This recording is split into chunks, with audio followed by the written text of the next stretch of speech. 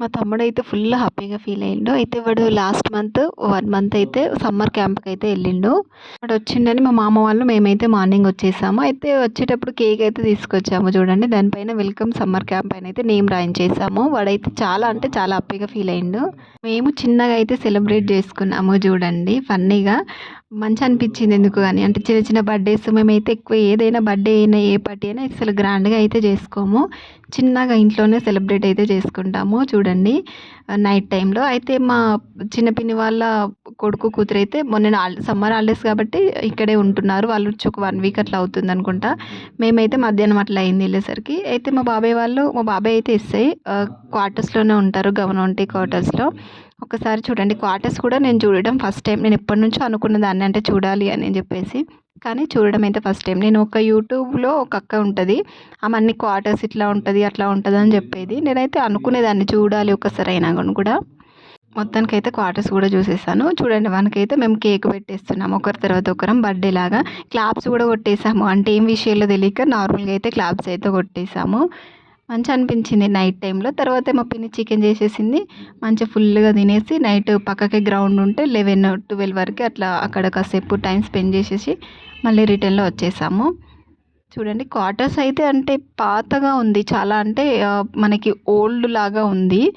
ఆహ్, అంటే నీట్‌గా అయితే లేదు ఎక్కువగా. చూడడానికైతే ఇగ బయట నుంచి చూస్తే బావుంది. లోపలైతే క్వార్టర్స్ అయితే మనము అంటే అడ్జస్ట్ అవ్వాలంటే అవ్వాలి ఖచ్చితంగా. కానీ నార్మల్‌గా కంటే తక్కువ నేను అనుకున్న దానికన్నా అయితే తక్కువగానే ఉంది. అసలు అడ్జస్ట్ అవ్వడం అయితే చాలా గ్రేట్ అక్కడ.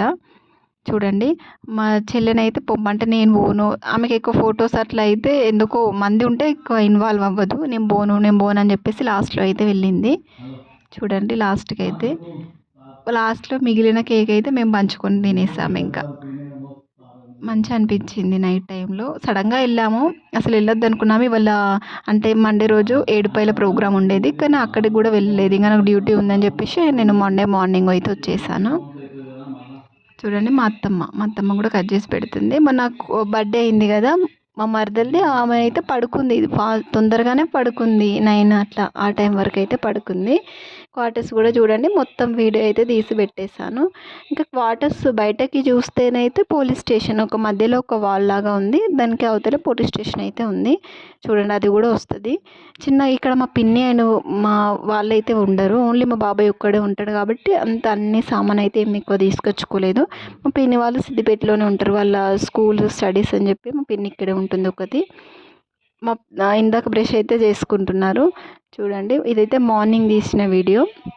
చిన్నగా దేవుని ఫొటోస్ అయితే పెట్టేసింది. ఇంకా 2 బెడ్రూమ్స్ అయితే ఉన్నాయి. ఇటు సైడ్ ఒక బెడ్రూమ్ ఉంది. ఇటు సైడ్ ఒక బెడ్రూమ్ ఉంది. చూపిస్తాను అది కూడా. అంటే ఏం సామాన్ లేదనుకోకండి. ఎందుకంటే ఎవ్వరు ఉండరు. మా పిన్ని వాళ్ళు సిద్దిపేటలోనే ఉంటారు. మా బాబాయ్ ఉంటాడు ఒక్కోడంతే. ఎప్పుడన్నా హాలిడేస్ సమ్మర్ హాలిడేస్ అయినా ఫెస్టివల్స్ ఉంటే అయితే మా బాబాయ్ అన్న వస్తాడు. లేదంటే వీళ్ళన్నా వెళ్తారు. బయట అయితే ఫుల్ పెద్ద గ్రౌండ్ అయితే ఉంది. చూడండి అది పోలీస్ స్టేషన్. ఇటు పక్కకి చూస్తే మనకి మామిడి చెట్లు గ్రీనరీ అయితే ఉంది.